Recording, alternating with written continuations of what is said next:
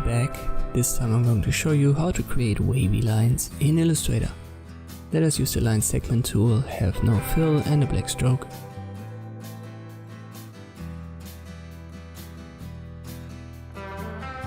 And then I hold shift to create this horizontal line.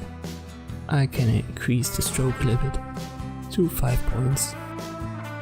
Make sure it's selected, go to window and stroke. Now we will change the cap to rounded. Let me zoom in holding Alt using mouse wheel, and we've created this round edge.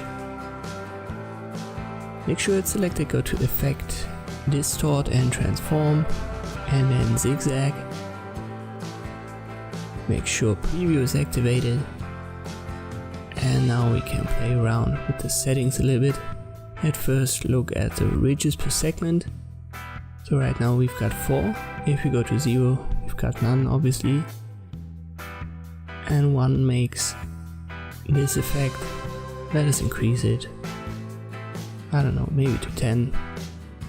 Let's play around with the size. We have 2 options to make it absolute, so in pixels, or relative in percentage.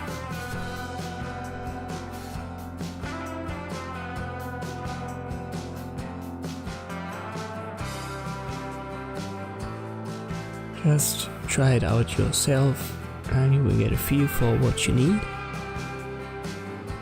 I'm going to stick to absolute in this example. Let me make it 48 pixels, fine.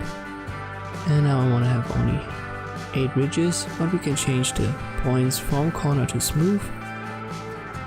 And now I'll increase the ridges to 10 and I click OK. And afterward we can still play around with our line segment as it was a regular line.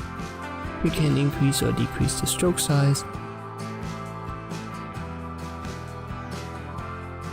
And we can, while holding Alt, dragging a copy out of it. And this is how you can create wavy lines in Illustrator. Thank you for watching and I'll see you next time.